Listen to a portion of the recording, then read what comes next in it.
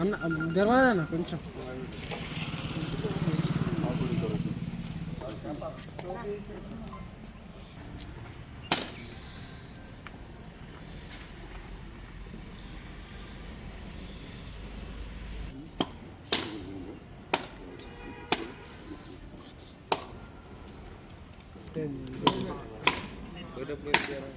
చెప్పు లేట్ అయింది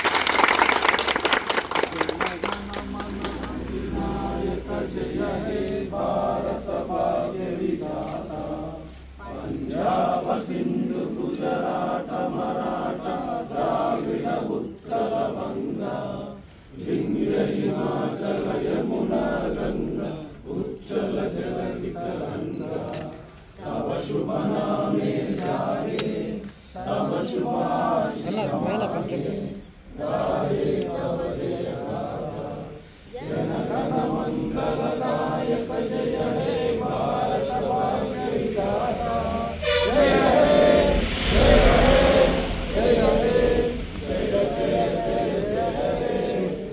बोलो स्वतंत्र भारत की बोलो स्वतंत्र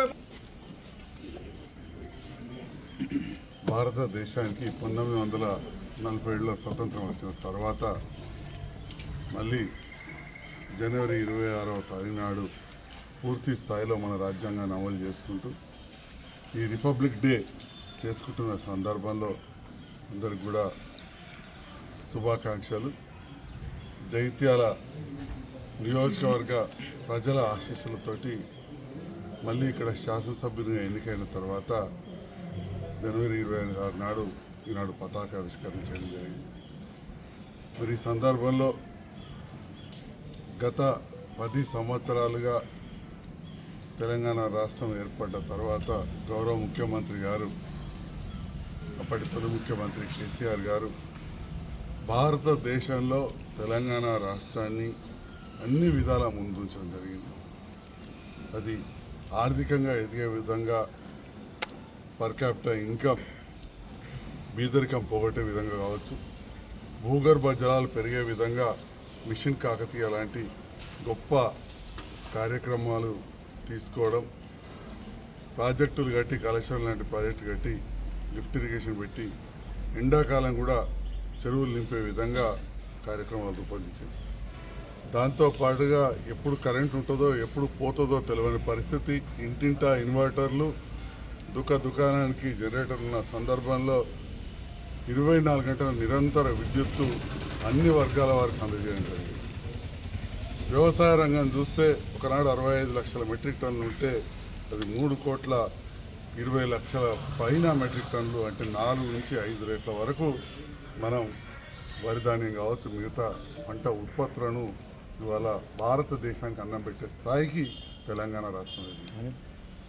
దేశ సమగ్రతకు కూడా ఎల్లవేళ కట్టుబడి ఉంటూ కేంద్ర ప్రభుత్వం దేశ సమగ్రతకు తీసుకున్న నిర్ణయాల్లో కూడా మన ప్రభుత్వం ఏకీభవించి అదే ప్రభుత్వంతో కూడా కలిసి పనిచేయడం జరిగింది.